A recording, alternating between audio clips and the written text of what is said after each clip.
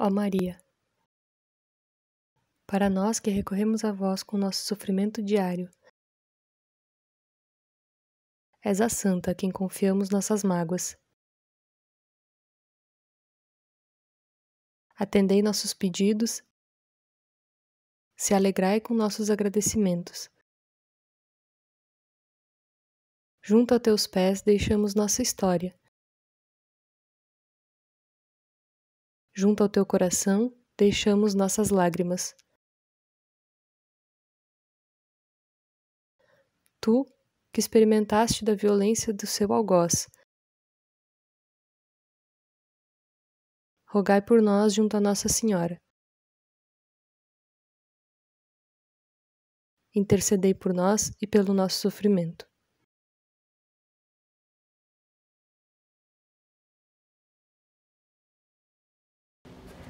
Eu não sou diferente de tantas mulheres que queriam casar, constituir uma família e ser feliz para sempre. Quando casei com o Marco Antônio, foi exatamente isso que eu pensei. Nós casamos, no começo era tudo tão bom,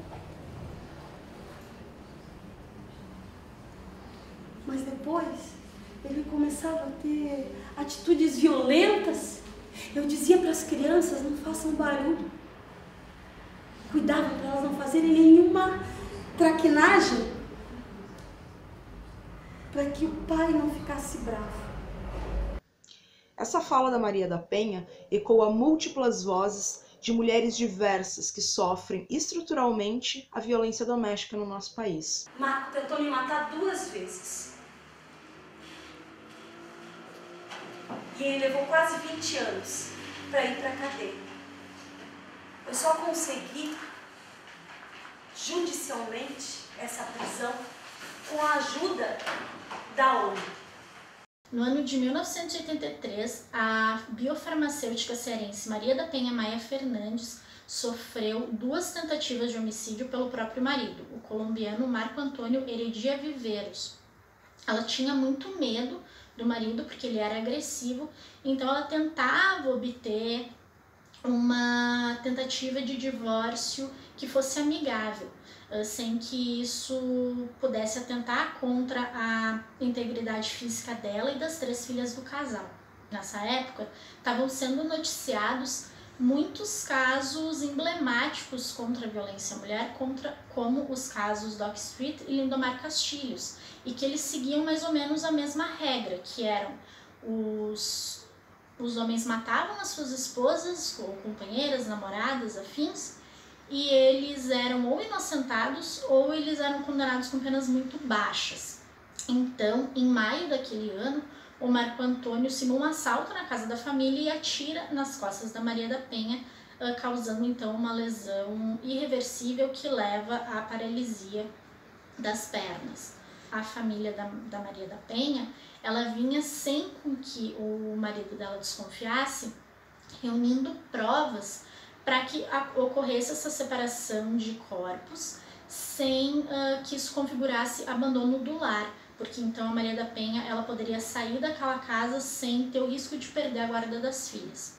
Em 1998, o caso chegou na Corte Interamericana de Direitos Humanos.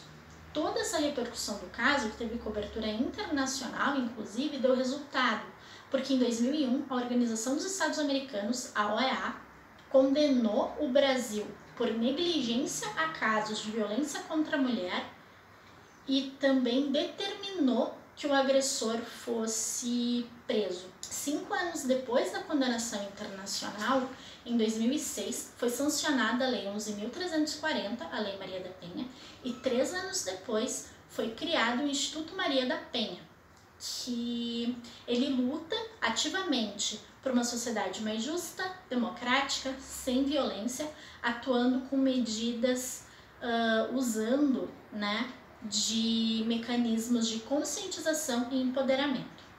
Em entrevista, a Maria da Penha fala: Tenho muito orgulho da lei que leva meu nome. Eu provei que a justiça precisava ser repensada, porque a mulher sempre foi vítima do machismo na sociedade. Não do machismo entre quatro paredes, mas do machismo público, com frases como: ela apanhou porque mereceu, ela morreu porque provocou. Fiquei paraplégica.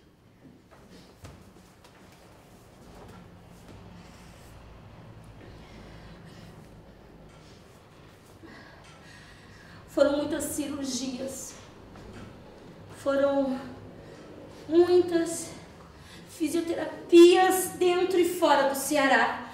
Essa cena ela começa com o elástico se abrindo, como se fosse uma janela. Ela fala dos seus sonhos, que o desejo dela de ter uma família, enfim, de ser feliz. Uma história muito parecida com muitas mulheres, né? Se identifica muito com a história de muitas mulheres que, quando começam um novo relacionamento, os sonhos que elas têm, né? E aí esse elástico serve para isso, para começar a fazer essas simbologias do processo da vida da Maria da Penha. Depois esse elástico ele vai assumindo em movimentos mais bruscos, e isso toda a intensidade que foi a vida, a violência que começou a viver aos poucos, né? Com esse relacionamento com o marido, com o Marco Antônio. E conforme ela vai se enroscando nesse elástico, ele vai gerando barulhos sonoros, e esses barulhos vão significando as dores, né? A violência que ela é vivida verbalmente, fisicamente no seu dia a dia. E aí, finalmente, quando esse elástico se envolve em todo o corpo dela, né? Cortando os seus movimentos, primeiro, porque ela sofre essa violência física, né? Ela leva os tiros e fica presa numa cadeira de rodas, porque ela fica paraplégica, mas também a questão da liberdade. Então, esse elástico ele tem essa função na cena, né? Essa função de simbolicamente estar mostrando essa violência vivida por ela. E quando eu saí, ele ficava me ligando, me mandando mensagem toda hora. E ficava bravo se eu não respondesse logo. E cada vez que o elástico entra, ele entra para representar a violência. O elástico ele machuca, ele bate na pele, ele amarra, ele deforma o corpo, limita o teu movimento. E isso representa toda essa violência que as mulheres sofrem. Casada. 5 filhos. As pessoas perguntavam por que eu não largava ele. Eu não sabia dar resposta. Nós acabamos percebendo que a história da Maria da Penha era muito próxima à história de outras tantas mulheres que tem nos noticiários, né? Pensando nessas vozes dessas mulheres anônimas e comuns, quando o Ato Maria da Penha foi criado pelo coletivo, se procurou ouvir mulheres conhecidas ou próximas, em condição de anonimato, que tivessem passado por essa situação. Essa foi uma forma de tentar humanizar esses relatos que são tão violentos e de dar voz, vida e rosto para esses números que apenas engordam as estatísticas. Eu tinha 21 anos.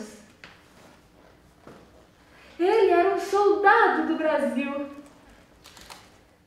No dia 12 de novembro de 1899, aos pés de uma figueira que ficava próxima de uma pedreira no bairro Partenão, em Porto Alegre, Maria Francelina Trenes, de 21 anos, foi degolada. Segundo jornais e documentos de época, Bruno Soares, também conhecido como Bruno Bicudo, soldado do 1º Regimento do Batalhão da Brigada Militar, durante um momento de descontração entre amigos, trocou algumas palavras com a jovem, lançou mão de uma faca, agarrou Maria Francelina pelos cabelos e lhe deu um profundo golpe no pescoço, justificando ciúmes. Aí eu não pude mais falar nada. Mas o povo continuou falando. Alguns jornais apontam que Maria foi vítima de um crime hediondo. Outros especulavam ter sido ela uma prostituta ou uma mulher de vários homens. Alguns defendem que Brum era só um coitado, que sofreu de amor e não aguentou ter sua honra ferida, sendo então justificado o crime. Maria hoje também recebe pedidos de oração por mulheres que se sentem acolhidas por sua história. Muitas dizem que ela realiza milagres. Maria hoje é tida como santa. A Maria que morria naquela tarde embaixo de uma figueira eram todas as Marias que ainda hoje morrem pelo avanço de homens possessivos, que temem ser atacadas e violentadas quando andam sozinhas na rua, que não se sentem livres para viver a vida como lhes é de direito, com medo de represálias que podem ser fatais. É por isso que a lenda permanece tão forte Maria, até os dias de para hoje. nós que recorremos a vós com nosso sofrimento diário, és a santa a quem confiamos nossas mágoas.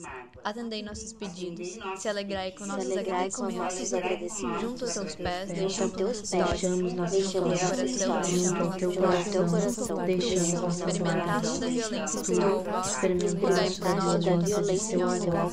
rogai por nós, Nossa Senhora, rogai por nós, intercedei por nós, Ó Maria, para nós que recorremos a vós com nosso sofrimento diário, és a santa a quem confiamos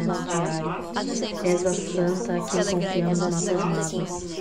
atendei nossos pedidos, se alegrai com nossos lágrimas junto aos teus pés, Experimentaste da violência do teu algoz, rogai por nós, junto ao teu coração, intercedei por nós e por nosso experimentaste da violência do Ó Maria, para nós que recorremos a vós, junto ao sofrimento diário, és a santa a quem confiamos nossas mágoas. Atendei nossos pedidos, se alegrai com nossos agradecimentos. da violência Junto ao teu pés, deixamos nossa história. Junto ao teu coração, deixamos nossas lágrimas. intercedei por nós. Experimentaste da violência do teu algoz, rogai por nós junto a Nossa Senhora. Intercedei por nós e por nosso sofrimento. Intercedei por nós e pelo nosso sofrimento. Que assim seja. Tem uma história que foi feita uma sessão espírita e que ela se comunicou nessa sessão espírita dizendo que não queria ser chamada de Maria Degolada, que achava muito feio esse nome, e queria ser chamada pelo verdadeiro nome dela, Maria da Conceição. Acontece que era Maria Francelina o nome dela, né? Mas as pessoas passaram a confundir ela com a Nossa Senhora da Conceição. Era uma coisa que já vinha antes e aí meio que confirmou ali naquele momento, né? Também teve uma freira que foi para lá, se instalou lá, uma freira missionária, fez um altar para Nossa Senhora da Conceição para tentar dissociar as duas. Então ficou no bairro um espaço para Nossa Senhora da Conceição e um para Maria Degolada, porque as pessoas levavam coisas para Maria Degolada, levavam um pedaço do vestido de noiva, um pedaço do véu, buquê do casamento. Então as pessoas eram devotas da Maria Degolada. A escolha do figurino é feita a partir dessa associação com a Nossa Senhora da Conceição. As cores azul e branco são escolhidas por causa disso. E o véu que eu uso, ele é feito de retalhos, que representam esses vestidos de noiva, os véus, essas oferendas para Maria Degolada. Já o espelho, que eu uso como uma espécie de máscara, ele remete a uma lenda que se faz muita associação aqui em Porto Alegre, na região, com a loira do banheiro, né, que é uma lenda dos Estados Unidos, mas que se faz essa associação com a Maria Degolada por aqui. Então esse espelho ele remete a essa lenda, mas ele também cobre o meu rosto, porque a gente não queria dar um rosto para essa personagem, a gente queria que ela demonstrasse a multiplicidade de narrativas, né, como todo o ato da Maria da Penha demonstra. E então esse espelho ele reflete os rostos das pessoas que estão na plateia, né? Então a pessoa pode se ver ali e talvez se colocar nesse lugar também. Companheira, me ajude, que eu não posso andar só. Eu sozinha ando bem, mas com você ando melhor. Companheira, me ajude, que eu não posso andar só. Eu sozinha ando bem, mas com você ando melhor. Companheira, me ajude, que eu não posso andar só. Eu sozinha ando bem, mas com você ando melhor.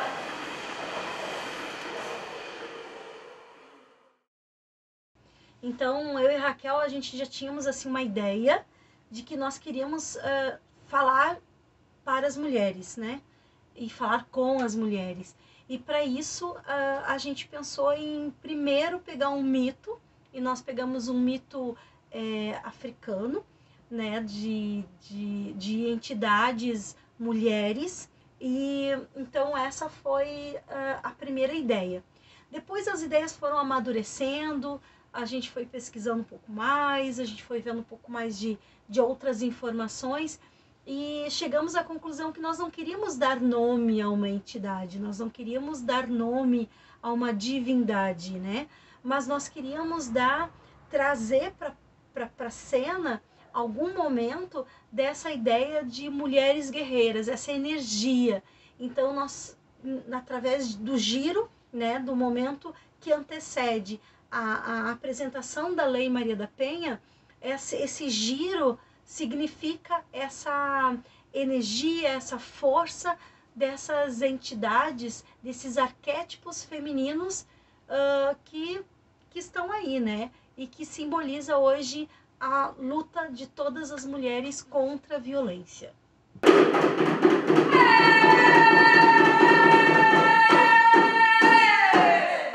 O espetáculo Cunhãs fala sobre mulheres de uma perspectiva social. A ideia é levar essas mensagens para as pessoas e poder dialogar. Então a gente tinha uma premissa em mente enquanto a gente montava o espetáculo, que era poder levar para o maior número de lugar possível.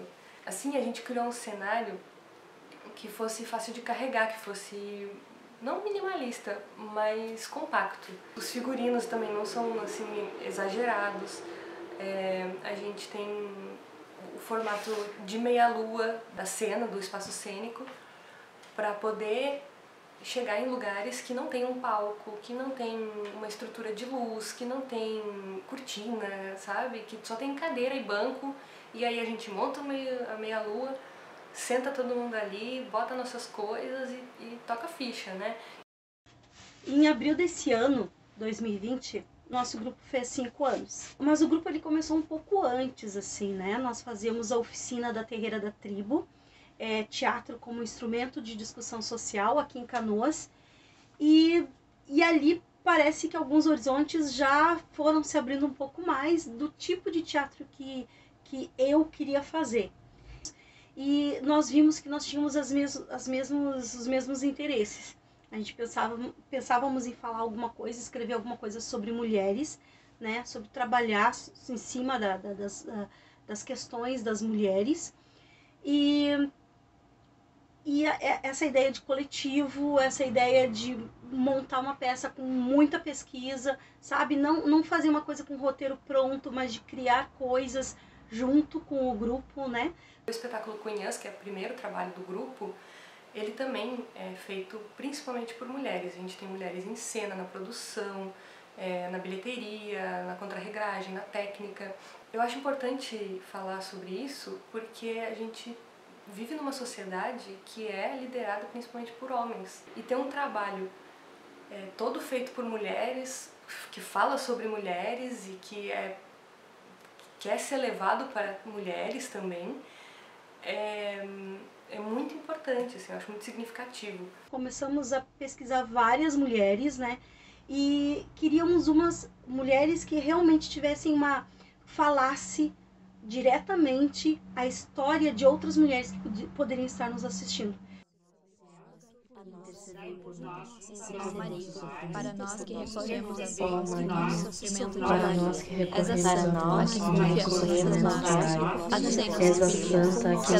nossos agradecimentos, atendei nossos pedidos, se alegrai com nossos agradecimentos, junto a teus pés, deixamos a história, rogai por nós, junto ao coração, intercedei por nós e por nosso experimentaste da violência de seu amor. Para nós que recorremos a vós, juntos a nosso diário, és a Santa, a quem confiamos nos seus pés, atendei nossos pedidos, se alegrai com nossos agradecimentos, da violência junto aos teus pés, deixamos histórias, junto ao teu coração, deixamos lágrimas, intercedei por experimentaste da violência de seu algoz, rogai por nós, junto a Nossa Senhora, intercedei por nós e por nosso sofrimento. Intercedei por nós e pelo nosso sofrimento. Que assim seja.